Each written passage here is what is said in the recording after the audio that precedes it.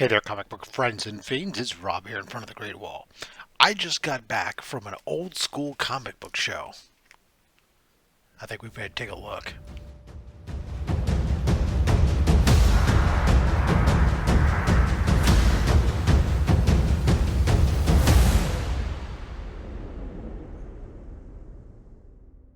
Alright, so I went over to, or drove up to the Berkeley Comic Book Show. This is an old school comic book show put on here in the Bay Area. Happens a couple times a year, and it's basically a lot of local dealers and guys who do some consignment selling and whatnot.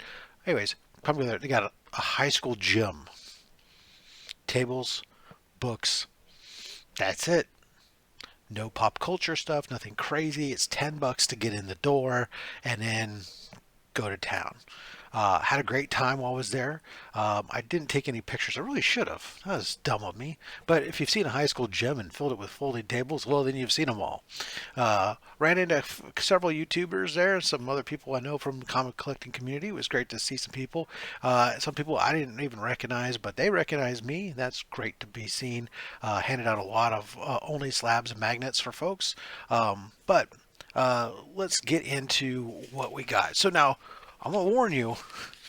First of all, the stack is big, and the last book in the stack, an achievement for this year has been unlocked. Let's just say that.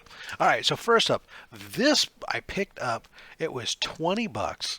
Of course, I didn't pay that because I ended up bundling it with some other stuff, but I was going to grab it for $20 all day long, and I didn't even pay attention to what was in it. So this is a Marvel Megahits collector's pack. So these were used to be sold on like the hooks. It sort of had like 5 books inside. You can see right here the book on front. This basically is kind of like a pre-runner to the old Walmart packs, except that you can actually read what books are inside on the back. So it says Spider-Man 2099. No, yeah, I can see number 1 cover there.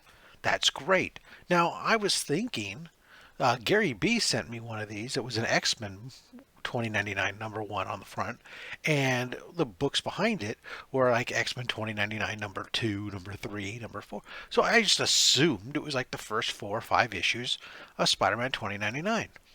No, it's not.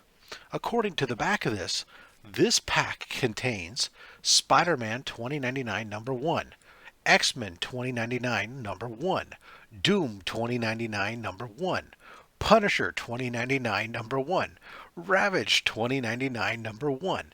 It's a freaking 5 pack of number 1s. Booyah! That's awesome. $20. I mean, go on. That's just incredibly awesome. All right, not a lot of modern books at this show too. So this is the thing, right? So the Berkeley Comic Show, it's a lot of heavy bronze, copper, bronze, a good amount of some silver, and there's a couple guys there with some golden age, even some pulp. That I saw there, so a few guys with magazines, but raw moderns, not really a lot of. Most of the modern books are like slabbed moderns that people have there in slabs. But did find a book I needed. Spider-Man number 20. This is Spider-Man Volume 2 with Miles Morales. I didn't have this, needed that for my collection run, so picked that up. Another modern book I stumbled across. This beautiful Spider-Gwen. This is actually Spider-Gwen Gwenverse, issue 3. So it's a really, really recent book, but it is a beautiful book here. Needs a little bit of a press. There's like a little thing up in this corners, but it's still Ivanhoe. All right, now we get into some of the older stuff. As you know, I'm working on my run of Invaders, or maybe you don't know, but if you don't, I've been working on my run for Invaders. I was getting pretty close, and I was able to pick up a few books there today. So we have issue 29, The Origin of the Invaders. We have this Teutonic Knight. This is his first appearance. Giant swastika boy, we should just call him. Invaders number 30. This is a great cover, very reminiscent of the number 1, but look at that. We got a Nazi flying saucer. That's pretty crazy. Number 35.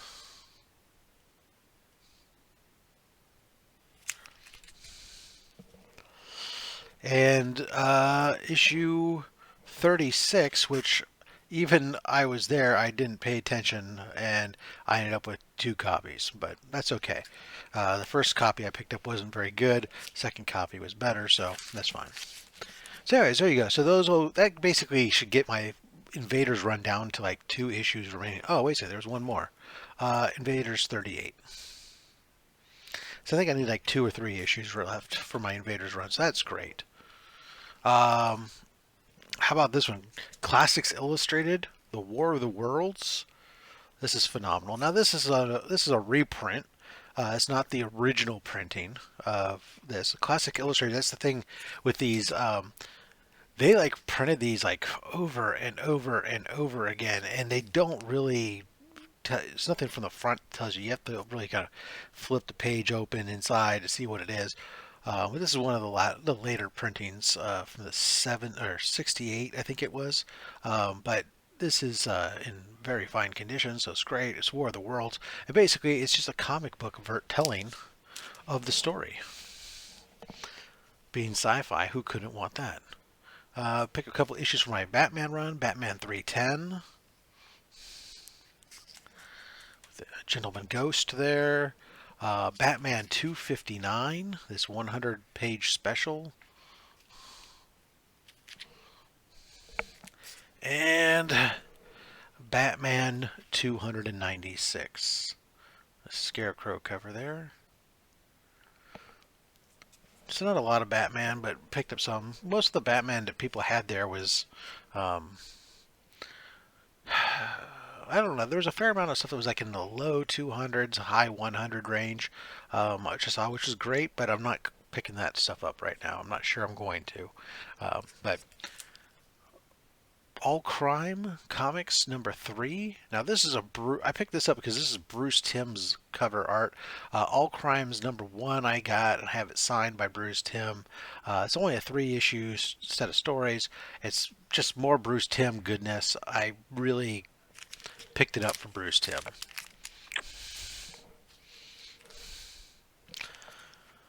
Batman Beyond number 5. This is the volume 1, so this is the original run. This was the last book I needed to complete that original run. Batman Beyond. What was really funny was I was looking at an issue at a different vendor, and dude wanted $200 for a raw copy. And I was like, man, that seems high.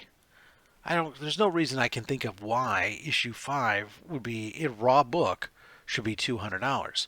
Well, there shouldn't. So when I found this one for $20, of course, packaged together, boom, we go. And that's the great thing. Everybody there was bundling and packaging stuff. Everybody there was, because they're like local small dealers and stuff, everybody was taking like PayPal and stuff too. So if you had cash, great, but if you didn't, you could pay PayPal, friends and family. You could do Zelle, Venmo, and people were, giving you cash deal prices. So it was awesome. Challengers of the Unknown. Picked this one up. This big robot mechanoid coming out of the sea. I kind of liked some of the Challengers of the Unknowns. I liked some of the covers, especially, of course, anytime I can throw some sort of robot or mech suit or something coming at you, that's always fun. From ACG Comics, this is Adventures into the Unknown. This is the first appearance of this character called Nemesis and his origin. I had picked up a while back at the San Jose show the next issue, which was his second appearance, so we had to pick up his first appearance. Who doesn't love a guy who's going to wear a hoodie and shorts? Oh, wait a second. I do that all the time. That's called California Winter Gear. This one is awesome. Flying Saucer Comics number 1. This is from Dell. There's 4 issues in the series, and the 4th issue is a reprint of this issue. You can tell the difference because this one is 12 cents and the reprint issue number 4 is 15 cents. This was a great pickup. Unfortunately, it's missing the centerfold, but I paid $1 for it, so I'm not going to complain at all. Here's some other fun books. One of my first stops, I just cleaned this guy out of Space Adventures. This is Charleston Comics. Some of them are done by Ditko and whatnot, but this is great. This one's from Volume 2, and it's issue 57. Just, what's not great about, here we got rocket ship, bubble helmets, and ray guns. I'm going to pick that up if I can. And here we go. We're going to go on a run here. This is great. This is Volume 3, Space Adventures, number 3. Number 4. I actually already own issue 5. So here's issue 6.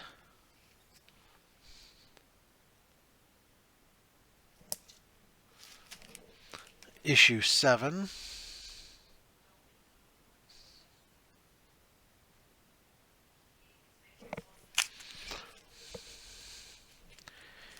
Issue 8.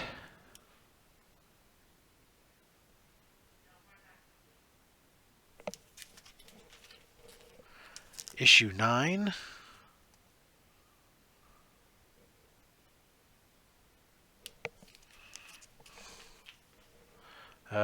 This is issue 10.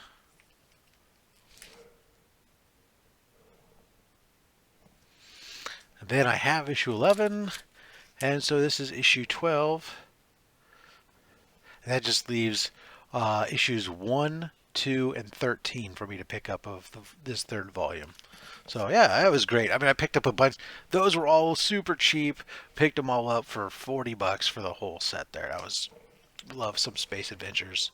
And then, of course, my Mystery in Space run, getting harder and harder as I've got a lot more of them that are in the late Golden Age period, like these here. So they're a little bit rougher condition, but that's just what you got to do if you don't want to spend hundreds of dollars. So these are all in VG condition. This is issue 34.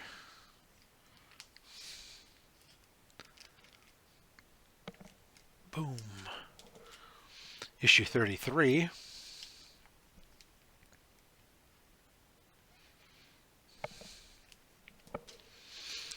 Issue 32.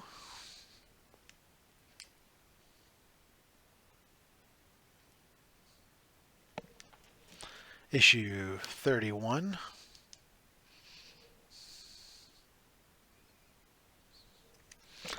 So that's that. And then I picked up a book for the giveaway bin.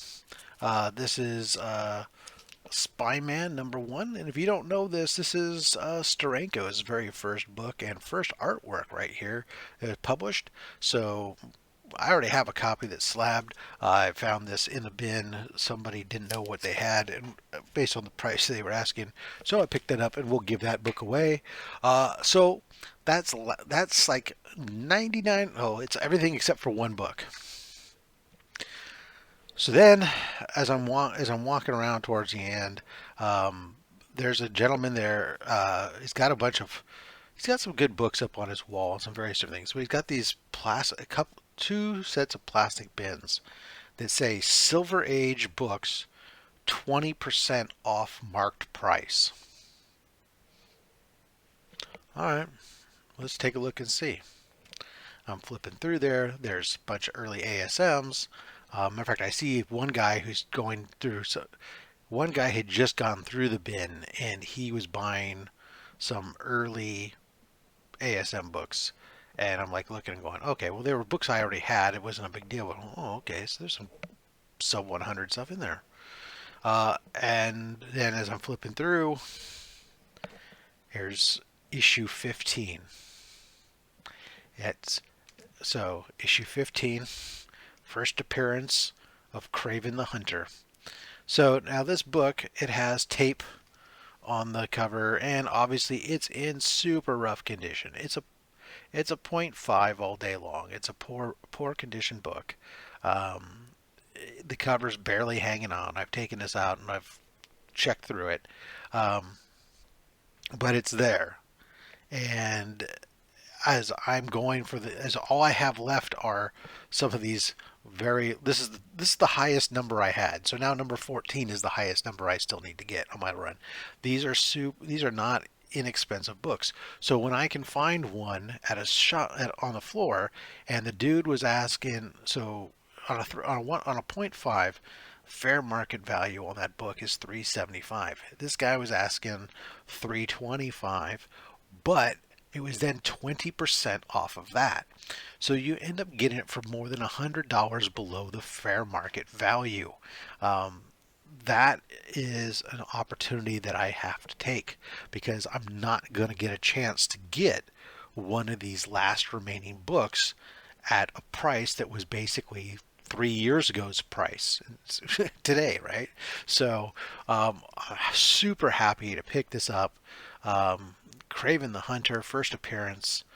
Uh, I'll get this. I may look to see about getting some minor restoration done, um, having the tape removed and having it, seeing what can be done from a standpoint. I'm going to consult with somebody. I don't mind a restored book if it's going to help it to be preserved. This book is, I'm afraid the tape is going to, well, if I get it slabbed, it's probably not going to matter, but it's just, it's really, really rough, and I don't want it to get any worse. That's for sure. It's because this what half of this is about is preserving it. I don't know what I'm going to do. Maybe I won't have it restored at all. Maybe I'll just see about having the tape removed. And of course, if doing that, I don't think that this thing's going to come apart. I don't know. We'll see. What would you do? Let me know down below.